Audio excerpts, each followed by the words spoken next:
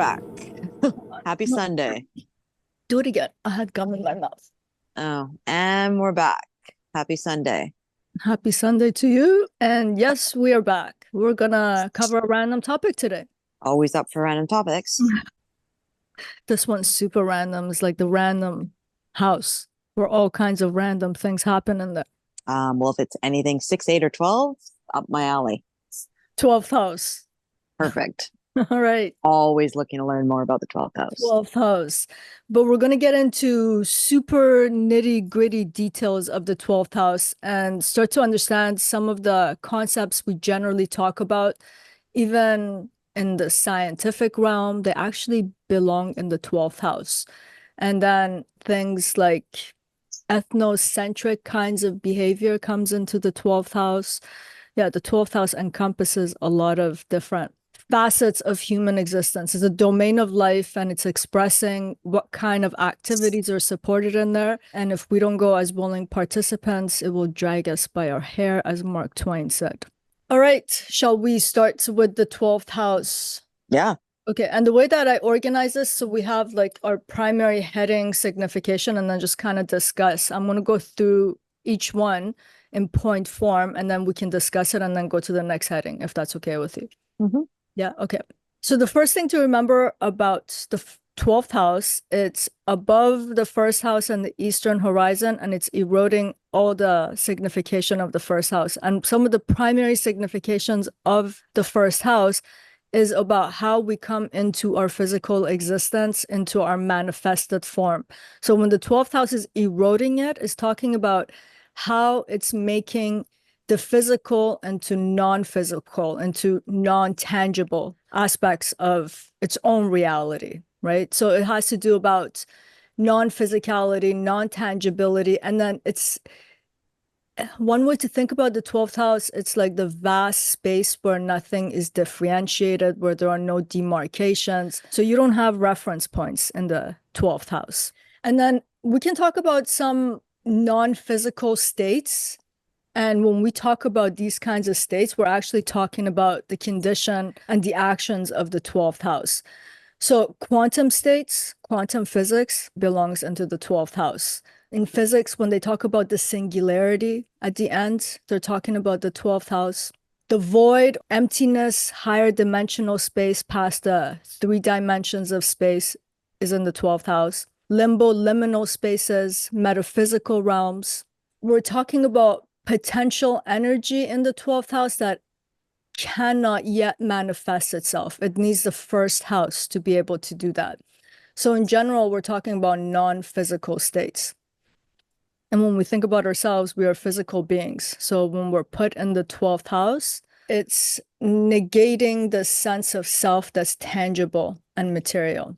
Yeah, because there's nothing tangible in the 12. So by negating anything, right? That's the whole purpose, isn't that? Yeah, it's called a house of self-undoing because the way that we are configured and the way that we are made just becomes undone in the 12th house. And when you put certain planets here, like the sun, for example, which represents the self, we talked about this in the sun video, that sense of self and identity, all of these components start to feel like it's becoming undone. The person's always left with the question of who am I? What's my purpose? Where is the center? Because I'm supposed to be the center of my being and the center in my life. Like what's orbiting around me? What do I orbit? It creates a lot of these confusions because there are no reference points. Nothing can stay connected to each other. It's like chaos theory almost, you know? And then the initial state, the initial condition, which sets the trajectory of things, happens in the first house. But in the 12th house, we don't really have destinations because there's no reference points in the 12th house. So it's very difficult for physical beings to be able to operate on a physical level in the 12th house, if that makes sense. Okay, the 12th house denotes all kinds of situation that drains us. It depletes us. It's supposed to drain our resources, deplete our energy. This is one of the functions of the 12th house. It comes to be about our detractors. You know, people who negate your positive attributes, for example, they fall into the 12th house. Physical exhaustion and losing that vitality out of your body is the function of the 12th house. Financial expenses and loss of material resources in that sense also belongs here. And any kind of loss, depletion, drainage, all of these go into the 12th house. And when we think about this, on a physical term, when we say I'm burnt out, when we talk about energy vampires, feeling overwhelmed, having debilitating illnesses where you just feel drained all the time, fatigue, all of these go into the 12th house. I actually have a list of the kinds of feelings or situations that are created in the 12th house. Let me just go from the top. Burnout, chronic stress, overwhelm, debilitating illness, fatigue, a lot of criticism and negativity one receives and just depletes your energy. That's a 12th house thing happening. Resource depletion, grief and loss, financial instability, toxic relationships, physical deprivation, mental fatigue. All of these situations, when we pay attention to what's happening to us, we just feel drained and depleted. So the 12th house will create certain situations where it depletes us of our resources, whether it's a physical, material, depending how it's connecting itself to the rest of the chart, it's depleting some aspect of life. If a planet is directly there, like Mercury has to do with our intellect. So mentally drained, mentally fatigued comes to be something that's related to, for example, Mercury. Venus relationships can make us feel very depleted. So yeah, these kinds of losses in general, where it leaves us feeling empty, comes out of the 12th house. Yeah, everything about the 12th house is negating the things that maintains our vitality, and whether if it's financial, material, physical, social, in every way. So if you have prominent placements here, you could be somebody who's always tired or overwhelmed. Yeah. Yeah, you got to look at like where's the ruler of the 12th gone? You know, any house where its ruler goes into the 12th house is saying something about that house being depleted. So the ruler of the second goes into the 12th, for example, is talking about depletion of wealth and support in a lot of ways. Your 4th house goes into the 12th, family leaves you feeling empty and drained. So yeah, and then if we look at where the ruler of the 12th house has gone, it's negotiating its losses in that other house. So we have to look at all of these dynamics. But when a planet goes there, its significations, other than Saturn, all the other planets really struggle in the 12th house. And specifically, I would say more than any other planet, Mercury really struggles in the 12th house. And we'll talk about Mercury through the houses next, because that's the planet we're covering through the houses. But 6 and 8, though, would those do better? Like house-wise, from a house perspective, going into the 12th? What do you mean 6 and 12? No, the Lord of the 6th house and the Lord of the 8th house going into the 12th. The Lord of the 6th going into, I'm telling you, the Lord of any house going into the 12th house will feel depleted. Okay. Regarding the matters of that house. Because the function of the 12th house is just to drain your resources. That's what it's supposed to do. And it's never going to act otherwise, because that's the kind of space it is, you know? It's like a kitchen, its function is to cook in it. Bathroom is to excrete all bodily fluid. Bedroom is to sleep in it. 12th house's function is to drain the physicality and undo the material aspects of life. If there's an exchange between them. So 6 or 8, Lord, is sitting Exchanges in the 12th. are different. If the lords are doing a house exchange, then a lord just going to the 12th. Yeah, sorry, I meant the Lord. So the 8th Lord going into the 12th. Look, let's say, I'll give a scenario. Someone is very much concerned about their inheritance. And sometimes inheritance doesn't come that easy just because someone passed away. The very fact of going after this and getting it is very draining. What you have gotten from the 8th house, it could become an expenditure in the 12th house where now you have to spend it on something else. Look at where the Lord of the 12th has gone, for example. Okay. The objective of the 12th house is to take a way in terms of just deteriorating things. It doesn't allow accumulation, especially of financial stuff, because that's very material. That's a material aspect of life. Should I go to the next signification? Yeah. The 12th house comes to be about isolation, but not in terms of separation of things. It's just being so far from, because I'm telling you, there are no reference points. You just feel isolated, confined, detached. And our isolation can be circumstantially induced. For example, let's take what the 12th house does. It depletes your financial resources and the material aspects of your life. So it creates an impoverished situation.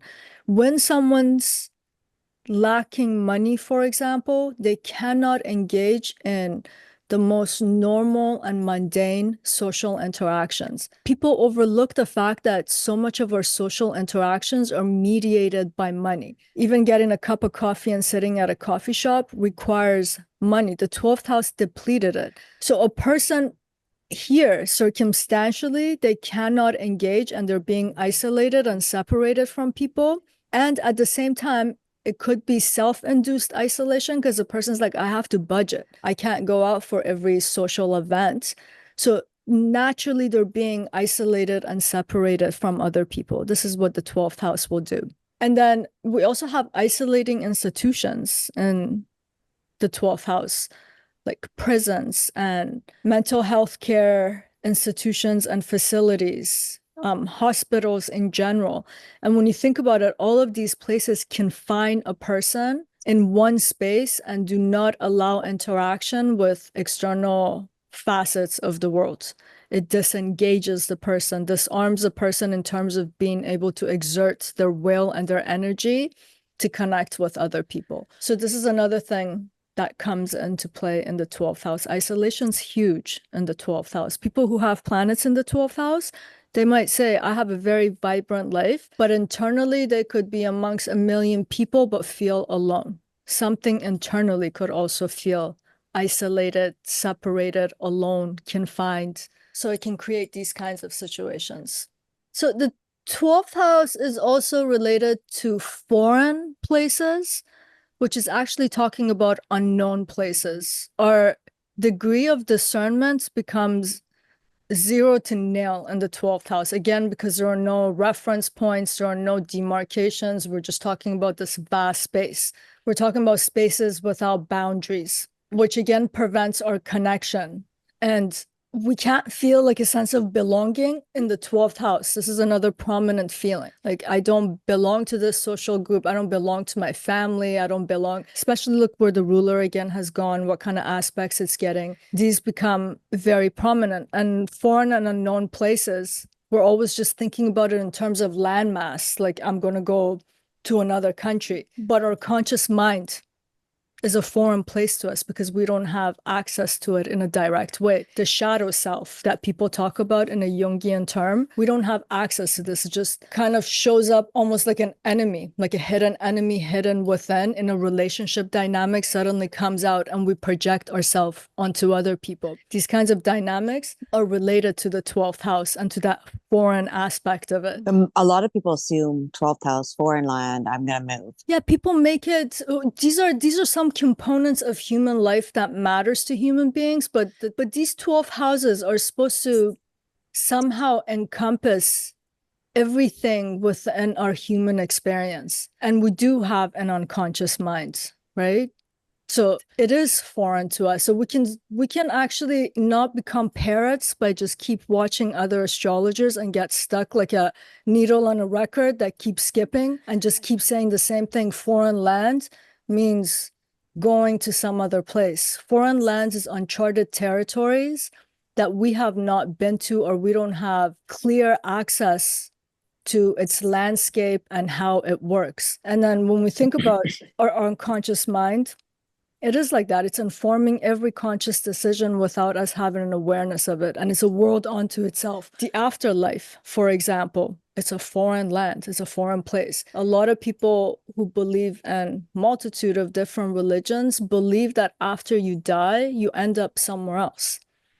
this is a foreign land and it belongs to the 12th house. The wilderness, a lot of people in ancient texts, when they're describing someone who takes a spiritual path, goes into the wilderness and that phase of life. The wilderness is a foreign land. Again, it's unknown. You're stepping into the unknown. All the limbo and transitional states, alternate realities, when we talk about in science today, parallel universes, all the mystical, magical realms are in the 12th house. Even the unknown depth of the ocean are foreign places. Space is a foreign place for us human beings. So when they talk about foreign places, people automatically assume I'm going to go to another country. And for the rest of their lives, they don't end up in another country. And all that they are grappling with is a way that they want something physical and tangible in this world, like migrating to another place, and they cannot, and their entire life force and life energy is being depleted from them. They're actually dealing with their own unconscious mind. It's good to widen our scope and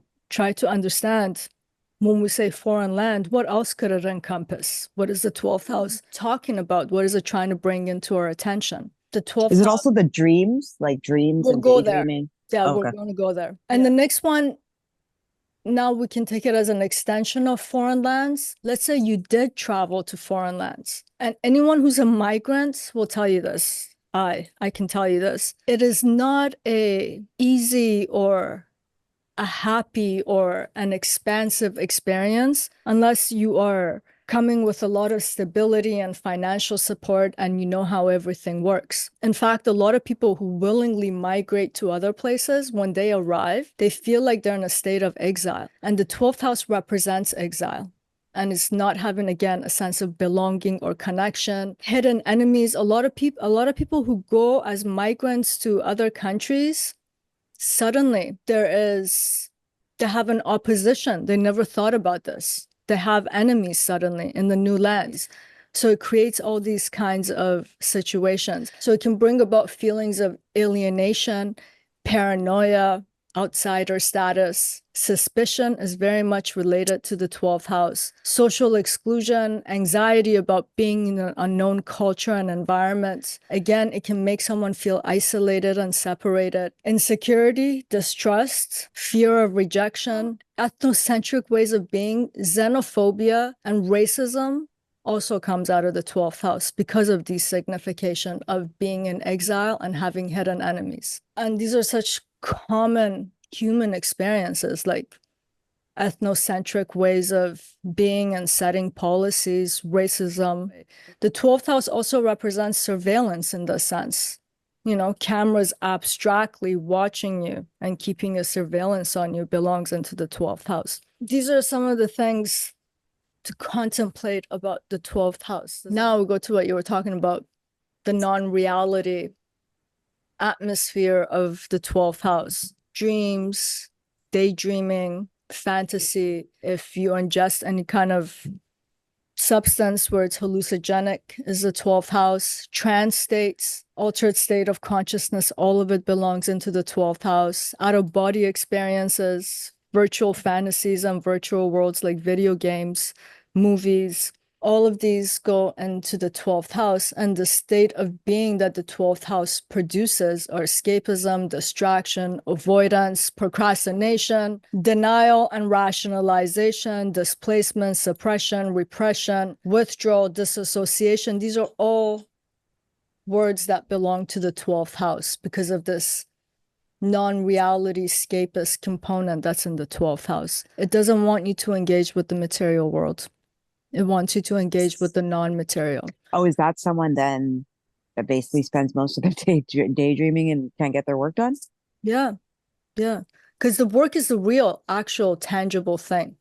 And that's what you're supposed to do. But you're just kind of sitting there and daydreaming about how you like things to be. It has a positive slant in this way that it can make someone imaginative, right? This is where the Lord of the 12th going to some other house, like let's say the third house, can actually become beneficial because the third house represents communication, for example, and writing. So this person has very good imagination and they can write great movie scripts, for example.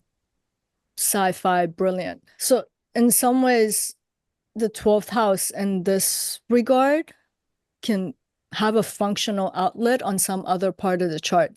But in itself, it just doesn't want you to engage with the daily reality, the opposing house, especially the 6th house. And we always got to balance the 6th and the 12th somehow, right? Otherwise, we're not getting any of our daily work and daily routines done in the 6th house. And on the other hand, if we focus too much, let's say on the 6th house, we're in deep trouble because we're not getting enough rest and sleep, for example, which is coming out of the 12th house. And the 12th house is necessary. Like the way its significations comes out of it, it's very scary. But if you think about it, you spend 1/3 of your day passed out, sleeping. 1/3 of your life, you're unconscious and you're sleeping. Because as drained as you are to have to go into that state, it's also the same state that's going to allow you to emerge back energized in the 1st house again. So the opposing houses always have this kind of a dynamic where we can't fully give in to one at the expense of other, but at the same time, they're balancing each other out if we know how to go back and forth on this teeter-totter. We can't get trapped in one of the houses on one side of the axis. Otherwise, we're in deep trouble. Like basically, I mean, I know people, I mean, I think everybody struggles with procrastination, but like I know people who they have significant placements in the 12th, but they say they're always tired, or they would get up in the morning, like say for whatever their day-to-day routine is, 6th house, but after they've done whatever, like bare minimum, if like say they don't have a 9 to 5, but they have stuff to do at home, so they're not under that same constriction or restrictions or whatever, they can actually go back. Like she would tell me, like she'll put the garbage out in the morning, and go right back to her bed and lie down for like the entire day. Was she tired? Well, yeah, she says she's tired, but still, like she can sit there and just daydream. Like there might be tons of stuff to be done, but yeah, that's what I was going to ask. Are there things to be done, or there's nothing to be done? 12th house is great when there's nothing to be done. No, there's actually lots of things to be done. You also read when somebody lies down all day, you get more tired. So it disengages your body, right? And this engages your mind. So yeah, it just exponentially adds to the initial fatigue. Like I'm saying, sometimes we are battling that fatigue, and the 12th house is excellent for just letting it go and resting. Sometimes we need to give our mind that bit of space to just space out and relax and be. But yeah, the problem with the 12th houses is because it cannot engage you on a physical level. And if you slip into that hole, that person is a goner. It's like, good luck trying to gain momentum.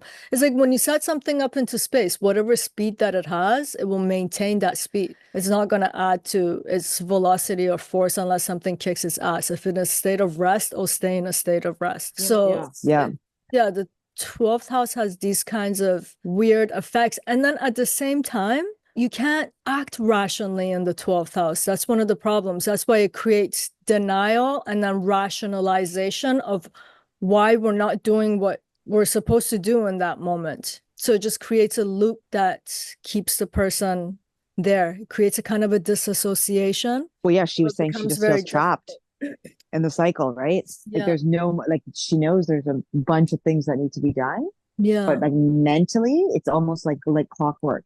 Gets up, does whatever needs to be done, like the main things, and then literally can just go back into bed. It's almost like you're like frozen. Yeah, I talked about this with you in another video too. I don't dare let myself lay down throughout the day because yeah, you were saying that. I remember 5-10 minutes of it, I feel that I just lost that energetic momentum I had in my being. And now I need some external, magical, mystical power to set me back into motion. Just the 12th house represents these kinds of feelings. And then oddly enough, not oddly enough, probably because of it, people who have placements in the 12th house, for example, like staying home a lot.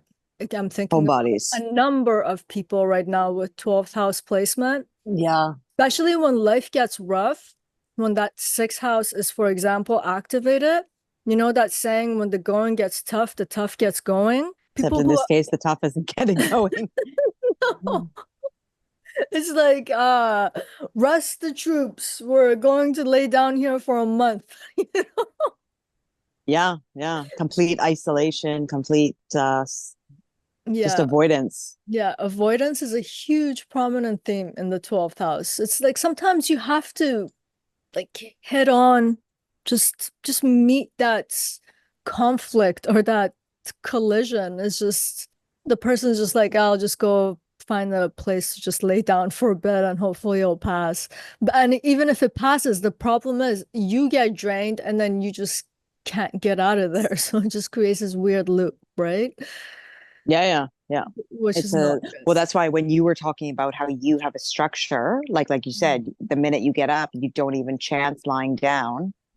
And then, but you're pretty structured. Like you're clearly you're on top of your sixth house because you're very like you don't answer the phone or you're like you have a scheduled like day. Yeah, I have Saturn there, so it's helping me a bit. But you would think like right now Saturn is transiting for a lot of people in Yeah. the sixth house and they still can't get it, right? So But you know what though? When you have birth planets, initially at the beginning of life, they will cause a lot of override. problems. It causes problems, right? Because you don't know how Yeah. to negotiate with that energy.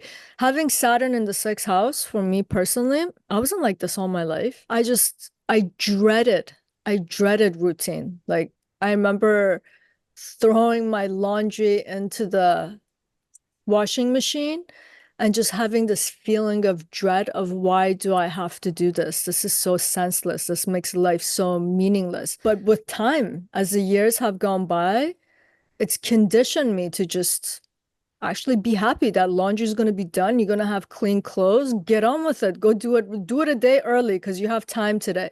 But it wasn't always like that. So whatever placement that we have, we mature with those planets and then we learn how to negotiate with the kinds of modes of being that it's dishing out. It doesn't mean that it's easy initially, you know? And people who have placements in the 12th house, there's something to be said to get comfortable with being alone. Like loneliness comes out of the 12th house. A But lot of is it people loneliness or do they enjoy it actually?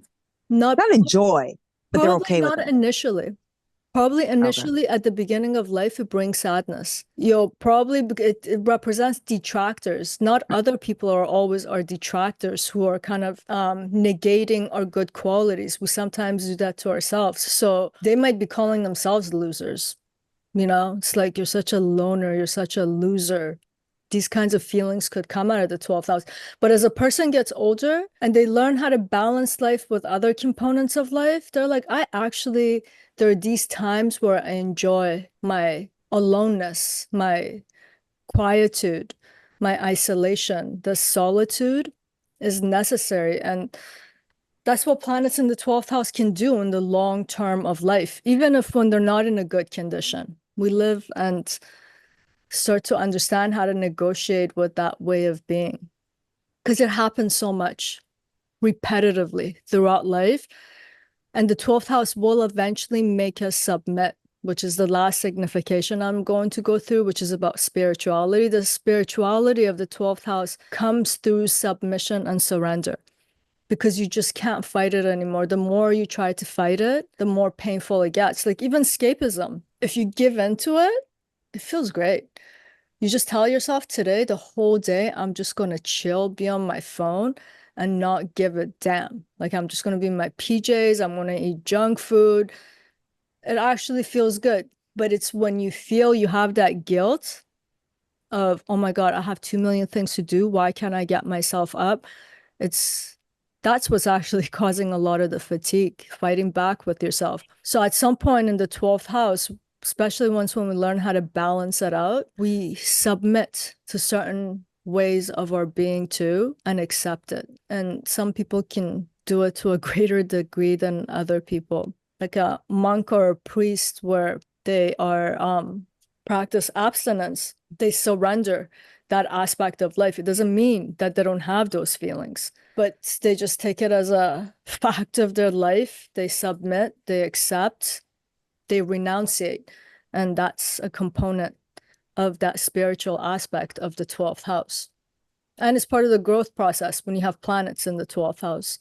You're going to have to eventually learn to do that to some degree. So should I talk about the spiritual components in the 12th house? So yeah, spirituality in general comes out of the 12th house, and the way the 12th house supports this is when we talk about transcendence, detachment, states of contemplation, mysticism, inner silence, prayer, stillness. When people talk about purification, higher consciousness, non-dual awareness, and the act of surrender comes out of the 12th house. So that non-dual aspect can also come out as a kind of a compassion too, right? In the 12th house, you no longer see a differentiation between yourself and, let's say, a cow or another human being or a duck or a crow. You just see everything as one, which is exactly the nature of 12th house. That's why I keep saying there are no reference points, there are no demarcations. So the spiritual components of this house, seeing everything as one, interconnectivity of it. This is the kind of spirituality that the 12th house is bringing, that non-dual awareness and aspect. If we think about it, the 12th house from the beginning, when I was talking about its significations, is not allowing attachment. Like, what are we attached to? We can't be attached to anything in the 12th house. And yet it supports detachment, which actually means surrendering the fact that we cannot be attached to anything that's in the 12th house. So then that brings a sense of peace and joy and calmness. It supports meditation. You're in isolation, you're alone, you're in your solitude, doing an inner journey and trying to connect with the spirit of the world. It connects. It's very much connected to this, and it very much supports this, the 12th house. Okay, so the spirituality aspect is a good thing of it. Like if you go towards spirituality, that's a good part of the 12th house, basically. Yeah, except that as much as people talk about spirituality today, very few are made for it. And especially when you're younger, you have the desire and the will. You feel it inside yourself that you want to engage with the world. And this aspect of it can actually feel very painful, right? So we can only give it a positive connotation if the person themselves is going after it. The funny thing about spirituality is that you have to willingly relinquish your will. But when the world tries to strip you off your will, and from a place of desperation, you start calling yourself spiritual, there's a problem with that. And you can see it in a person's psychology, in their daily behavior, how they engage themselves and with the world.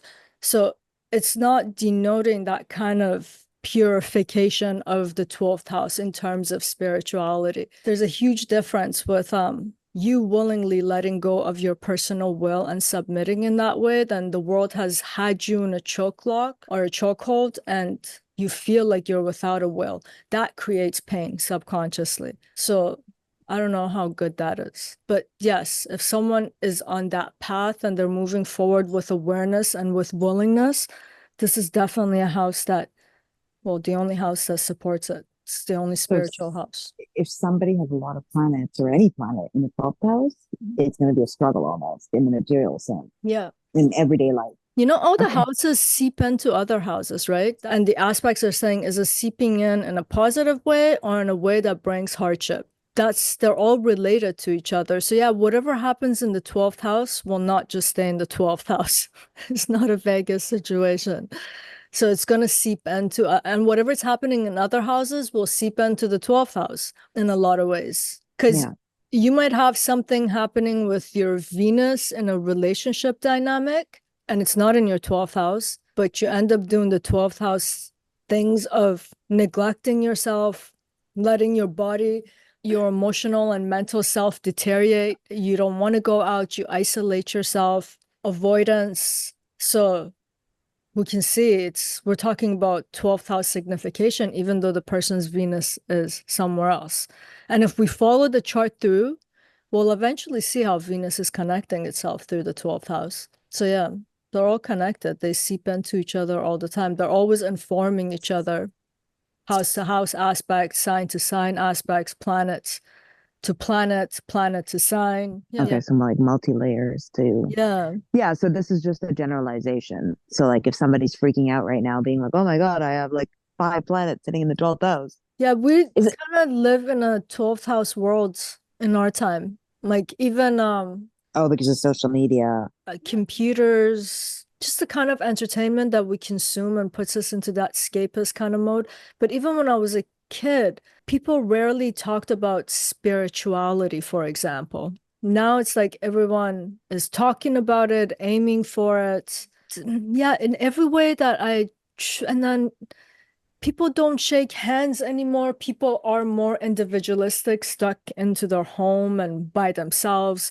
Like in every way that you look at it, the 12th house is very dominant for some strange reason in the ways we behave and act in the world. But is that also because we have the option for virtual reality and things now, and everything can be done virtually, right? Yeah. Shopping, even It's, right now, what you and I are doing, we yeah. back in the day, we'd probably have to physically meet. Yeah. That physical engagement is being negated, the physical aspect of it. Like online dating, such like what's you actually see someone, you have such a different feeling, even if no words are yet exchanged. Just that physical aspect of being in that space and being in each other's proximity creates a lot of feelings and thoughts, sensations. Whereas when you're swiping right and left, not even a minute fraction of that, But you eventually meet. Isn't that the whole point? A lot of people don't meet, right? Oh, okay, yeah. They just Yeah, swipe yeah. right and left and center, and it's been 3 years. Yeah, they've gone on a couple of dates, but they have gone through 200,000 people swiping. And what circumstances that happen in real life? Imagine going on like Yeah, 100,000 dates. How exhausting that would be too. I also just think, like you said, everything is, you don't really need to leave the house anymore. Everything, Amazon, all these things, you can get Yeah, everything casual. delivered. But it's sensory deprivation, right? And 12th house represents sensory deprivation. And so much of our happiness as human beings comes through sensation. Like, for example, myself, when I go to a clothing store, when I see something that I like, even if I'm not going to buy it, there's this instinct to touch the fabric. And if the fabric is nice, it brings a feeling of pleasure. There's a pleasantness to it. And that induces a feeling of happiness. So when you're sitting on Amazon swiping right and left, you don't get to engage with the physical worlds, which is so much of our experiential worlds, right? So it's sensory deprivation and it's isolating us from experience in general. Yeah, the item's going to arrive to your house eventually, but now it's Sometimes same gone. day. Yeah, but it's gone straight to its function. Yeah. We bypassed that process of engagement with it, the assessment, the falling in love, whatever it is that people do. Yeah, just denying that physicality of it affects us tremendously, you know? That's why when we're going through the 12th house signification, I mean, nowhere we saw happiness, joy, excitement, energy, enthusiasm, vitality. It's actually negating all of these things. So we have to be very mindful when we become these 12th house people. We're giving something up for it. And it's an essential part of human experience. All right, so that was our discussion on the 12th house. We'll be back soon to cover more planets, houses, and etc. Thank you, Jay. Thank you. Much love. Till next time.